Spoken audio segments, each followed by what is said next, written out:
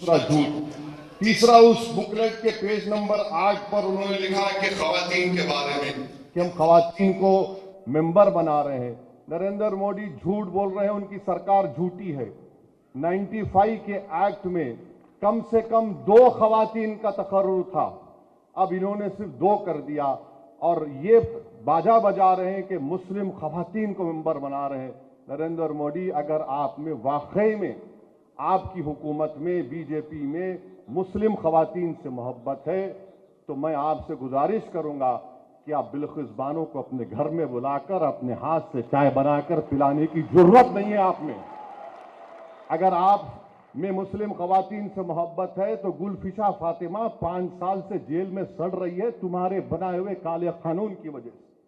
तो ये कानून, फिर उसके बाद ये कहते हैं कि सफ़े नंबर 11 पर दिल्ली के 123 प्रॉपर्टीज का जिक्र करते हैं उनके बुकलेट में।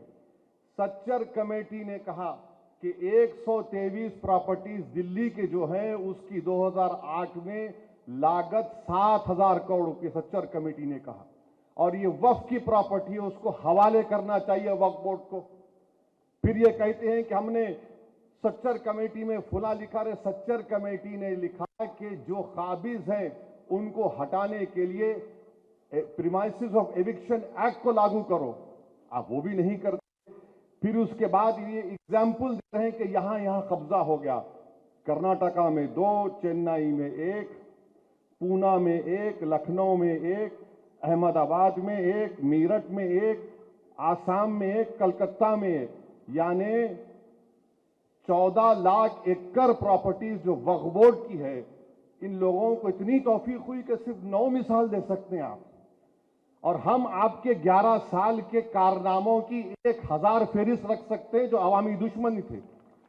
ये आप 11 मिसालें दे रहे हैं, और एक मिसाल दे रहे हैं चेन्नई के तिरुचिरापल्ली की। मोहिबुल्ला साहब बैठे हैं चेन्नई में, जब हम गए थे वहां के गांव के लोग आकर कमेटी को बोले कि हमारा कोई मसला नहीं है, वक्त से मसला खत्म हो चुका है। मोहिबुल्ला साहब बोले हमारे सामने आकर, अब यहां पर उसका जिक्र करते हैं। अच्छा, फिर एक गुजरात के एक मुकाम का जिक्र कर रहे हैं, वो एक जजीरा है, वो जजीरे के ऊपर एक किसी औलिया अल्लाह की मजार है, खबर है, और वहां के मछेरे समंदर में जाने से पहले उनका एक रिवाज है, वो एक बकरा काट के जाते थे।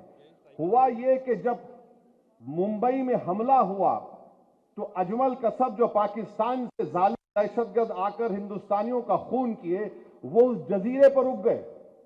तो जब से जजीरा बंद हो गया तो आप बोल रहे हैं वो हम छीन लेंगे। अरे वो दहशतगर्द आए तो उससे हमको क्या करना है? तो उसकी मिसाल आप दे रहे हैं। आप जाइए कि ये कानून में फिर नरेंद्र मोदी ने कह दिया कि सबको हिंदू जमीन नहीं दे सकता। अभी चले गए हमारे पंजाब के सिख भाई, संगरूर एक गांव है जहां पर हिंदू धर्म के मानने वालों ने, उनके गांव में कोई मस्जिद नहीं थी तो उन्हें जमीन दी मस्जिद बनाने की। वहीं पर बेंगलुरु में एच.एम. बादशाह नामी एक शख्स ने, सुनिए, एच.एम. बादशाह नामी शख्स ने अपनी जमीन दी एक मंदिर की मरम्मत के लिए, और मुल्क में कोई झगड़ा नहीं हुआ, कोई फसाद नहीं हुआ। अब यह कानून बनने के बाद बादशाह मंदिर को जमीन दे सकता है, मगर कोई हिंदू मस्जिद बनाने के लिए, कब्रिस्तान के लिए जमीन नहीं दे सकता। इससे मुल्क का इत्तेहाद नरेंद्र मोदी कमजोर कर रहे हैं। फिर अभी जिक्र आया कि अभी कहा गया कि अब्दुल के बारे में, नरेंद्र मोदी को हम बताना चाह रहे हैं कि अब्दुल एक गीरतमंद मुसलमान होता है। अब्दुल पंचर जरूर बनाता है, हलाल की कमाई कमाता है, और अब्दुल ने अपना घर आपके दोस्त की तरह, जिसके जू में जाकर आप जानवरों के सामने फोटो लिए वजीर आजम, जिसके घर में शादी हुई तो आप हाथ पकड़ पकड़ कर खुश होकर चले, अब्दुल किसी यतीम खाने पर अपना घर नहीं बनाया, आपके दोस्त ने बनाया है। और इस कानून के जरिए सेक्शन 2 जो बनाया गया है, बोरी लोग कह रहे थे, हमारे दाऊदी बोरा लोग कह रहे थे कि सेक्शन 2 से हमको वक्त से निकालिए आप, उनके पास फिक्र अलग है, दाइल मुतलक का कॉन्सेप्ट है। उन विचारों को आपने बुलाकर उनके सामने उनकी तौहीन कर दी। मैं पार्लियामेंट में खड़े होकर कहा कि आप तो बोरियों का नाम ले रहे थे और आप बना दिए ट्रस्ट। यानी नाम बोरी का हुआ मगर फायदा मुकेश भाई के मुंह में गुलाब जामुन चला गया। अच्छा, आगा खानी को क्यों डाले? इसलिए डाले क्योंकि आगा खानियों का ट्रस्ट था जिसको इस शख्स ने पूरी दुनिया में कहीं पर भी खरीद सकता था और यतीम खाने बनाया। तो आगा खानी को डालकर, आगा खानी से ही मोहब्बत नहीं है, उसको फायदा पहुंचाना था और उनको फायदा हो गया क्योंकि सेक्शन 2 पर कोई स्टे नहीं है। और अब्दुल की मिसाल दे रहे हैं नरेंद्र मोदी। अब्दुल आपका एक और दोस्त है जिसके पास पूरे एयरपोर्ट हैं, पोर्ट हैं। अब्दुल के पास तो कुछ भी नहीं है। आप तो कहते हैं गरीबी है, तो अब्दुल गरीब इसलिए है क्योंकि बुलडोजर तुम्हारे। अब्दुल के पास गरीबी इसलिए है कि तुम उसकी बेटी को जेल में डालते हो। अब्दुल गरीब इसलिए है कि तुमने एनकाउंटर किया। अब्दुल गरीब इसलिए है कि तुमने 2002 में गुजरात किया। अब्दुल गरीब इसलिए है क्योंकि मुंबई में वहां पर इंसानियत का कत्लेआम हुआ, हाशिमपुरा हुआ, नेल्ली हुआ और 2020 का मुंबई हुआ। इसीलिए अब्दुल गरीब है। आपने क्या किया अब्दुल के लिए? आप सिर्फ ड्रामा कंपनी, बल्कि हिंदुस्तान के सबसे बड़े बैनुल अक़वामी अगर कोई पिक्चर बनाई जाएगी तो उसमें एक्टिंग के लिए मोदी जी को लेना चाहिए। और फिर आप बार बार आपने ये कह दिया इस बुकलेट में, पैम्फलेट में, झूठ का पलिंदा है ये पैम्फलेट बोल रहे हैं ना मुसलमानों के लिए। अच्छा, क्या कह रहे हैं कि आपने क्यों नुमाइंदगी दी उन सब लोगों को वक्फ बोर्ड में? तो बोलते हैं कि जो छोटे छोटे तबके उनको सबको मिलना चाहिए। आप बताओ आईबी में कितने मुसलमान है? एक मोहतरमा खाली आईबी में, एक साहब थे उनको निकाल दिया गया। तो आईबी में रखो ना आप। अब बोलेंगे देखो ओवैसी देश की सिक्योरिटी के बारे में सियासत कर रहा है। तुम मेरी मस्जिद के नाम पे सियासत करोगे, तुम मेरी ईमान पे हमला करोगे, तुम मेरी हर चीज पे हमला करोगे, तो मैं सवाल नहीं करूंगा अपने वजीर आजम से। तो आप भी दो ना हिस्सा हमको। तो मेरे अजीज दोस्तों और बुजुर्गों, फिर ये 5 साल का लुजूम, ये 5 साल का लुजूम हम वजीर आजम से पूछना चाहते हैं। ये 5 साल का लुजूम सिर्फ इस्लाम कबूल करने वालों के लिए नहीं है। कल अगर आप भी वक्फ करने जाएंगे तो बोलेंगे आप प्रैक्टिसिंग है या नहीं। ये गलतफहमी मुसलमानों में कि नहीं, जो मुसलाम कबूल किया उसको प्रैक्टिस नहीं।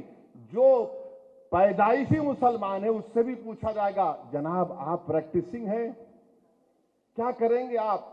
हम भारत के वजीर आजम से पूछते कि माशाल्लाह आप अपने मजहब के मुताबिक, अपने धर्म के मुताबिक हर मंदिर में जाते हैं, मगर क्या कोई आपसे पूछता है कि आप प्रैक्टिसिंग है? तो फिर मुझसे किस बुनियाद पर प्रैक्टिसिंग पूछा जा रहा है? बताइए आप, किस बुनियाद पर मुझसे पूछा जा रहा है? किसी से पूछा नहीं जाएगा, हमसे पूछा जाएगा ये कन्वर्ट हो या ना हो। उसमें लफ्ज, अच्छा उसमें कॉन्ट्रावेंस लिखा गया, अगर उसमें कोई गलती रहेगी तो आप वो भी निकाल लेंगे। तो जितना ये कानून बनाया गया है ये सिर्फ वक्फ की जायदादों को बर्बाद करने के लिए। और उत्तर प्रदेश कौशाम्बी में मीडिया ने रिपोर्ट किया कि 58 एकड़ वक्फ की जायदाद गवर्नमेंट प्रॉपर्टी के नाम पर रजिस्टर कर ली गई, गवर्नमेंट प्रॉपर्टी के नाम पर रजिस्टर कर ली गई। तो मेरे अजीज दोस्तों और बुजुर्गों, मेरी इज्जतदार और मां और बहनों, all India Muslim personal law board का ये जो प्रोग्राम है, आपसे हम गुजारिश करते हैं कि पूरे मुल्क में आप इसका साथ दीजिए। और ये जो अबू लहब, अबू जहल और हमारे अब इस कानून में कह दिया गया कि आप ओरली किसी को मुतवल्ली नहीं बना सकते। ये जो लोग मोदी की तायीद कर रहे हैं, मैं जिम्मेदारी के साथ कह रहा हूं, हजरत सलीम चिश्ती रहमतुल्लाह अलैह की दरगाह में किसी एक शख्स को वहां का मुर्शिद बनाया गया। अगर मैं उर्दू में मुर्शद बोलूं तो उसका अलग माने। मुझे भी इनविटेशन भिजा दिए कि नहीं मालूम क्यों भिजाए मुझे। तो क्या हुआ देखिए, अगर वो कानून पास होने से पहले बनाते, मुहिबुल्लाह साहब आप भी गए थे शायद दावत में उनके पास, उनकी जो बन गए मुर्शद बोलूं तो उसका अलग माने निकलते हैं। तो उनको जब बनाया गया तो मुझे भी इनविटेशन भिजा दिए कि नहीं मालूम क्यों भिजाए मुझे। तो क्या हुआ देखिए, अगर वो कानून पास होने से पहले बनाते, मुहिबुल्लाह साहब आप भी गए थे शायद दावत में उनके पास, उनकी जो बन गए गद्दी नशीन जो बन गए उन्होंने। खैर वो अलग बात है कि सूफी और कूफी कौन है। मुझे सूफीज्म के बारे में जुनैद बगदादी ने कहा वही सूफी हो सकता है जो दुनिया में मर गया और अल्लाह के लिए जिंदा है। ये लोग क्या कर रहे हैं, ये मोदी के लिए जिंदा है क्योंकि इनके पप्पा हैं वो।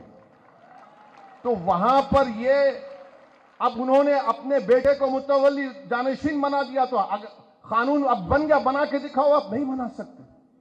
تو یہ لوگ ایک تماشا کر رہے ہیں، اور جتنے ٹی وی چینل پر ان تمام جوکروں کو لا کے بٹھا رہے ہیں، یہ تمام کے تمام ایک سیکشن ہم کو بتا دو جو وقف بورڈ کی 70% زمین پر قابض ہے، اس کو حاصل کر لیا جائے گا. بتاؤ ہم کو. آپ کوئی نہیں بتا سکتے. قانون اس لیے بنایا گیا تاکہ آر ایس ایس کے 100 سال کے جشن جو منایا جا رہا ہے، یہ آر ایس ایس کو ایک تحفہ دینے کے لیے، اور اس ملک کے سیکولرزم کو، اس ملک کی آئین کو کمزور کرنے کے لیے، اس ملک کی تہذیبوں کو ختم کرنے کے، اور مسلمانوں کے ایمان پر، ان کی مذہبی عبادت گاہوں پر نشانہ بنانے کے لیے. اور میں کلب جواد صاحب کو فون کر کے بتایا ہوں کہ سیکشن 3D پارلیمنٹ میں اس پر کوئی بات ہی نہیں کیا. میں نے کہا کہ 100 ASI کے پروٹیکٹڈ مانیومنٹ چلے جائیں گے. دلی کے 180 ASI کے مانیومنٹ سے وقف کی جائیداد نہیں رہیں گے. اب وہ نکل گئے ہمارے ہاتھ سے. ایویکیو پراپرٹی ایکٹ ہمارے ہاتھ سے نکل گئی، جو پنجاب ہریانہ میں ہزاروں ایکڑ زمین ہے سب ہمارے ہاتھ سے نکل گئی. تو یہ لڑائی لڑنا ہے تاکہ جب مورخ یہ تاریخ لکھے گا آج سے 100 سال کے بعد، تو وہ لکھے گا کہ ہاں 2025 میں ایسے مرد مجاہد اور ایسی ہماری بہنیں اٹھ کھڑی ہوئی تھی جنہوں نے جس جگہ کا مالک اللہ ہے اس کی حفاظت کے لیے انہوں نے جدوجہد کی، اور انہیں اس کو اللہ ہم کو کامیاب کرے گا. پیچھے ہٹنے کا سوال نہیں ہے. جب تک قانون واپس نہیں لیا جاتا ہم لڑتے رہیں گے. ہم عدالت میں بھی قانونی کارروائی چل رہی ہے، مگر جو سیکشن پر سٹے نہیں ہوا ہے، ہم تو پراپرٹی روز اس کو کھو رہے ہیں. میں شکر گزار ہوں صدر محترم کا. ہم نے تو الحمدللہ حیدرآباد میں کامیاب احتجاج کیا. ہم امید کرتے ہیں کہ دیش کے کونے کونے میں ہزاروں نہیں بلکہ لاکھوں کی تعداد میں ہندو، مسلمان، سکھ، عیسائی سب آئیں گے. یہ آئین کو بچانا ہے. بھارت کی طاقت، اس کی خوبصورتی بھائی چارگی ہے، اس کو بچانا ہے. آئیے ہم سب مل کر اس کالے قانون کو شکست دیں. وآخر دعوانا الحمدللہ رب العالمین.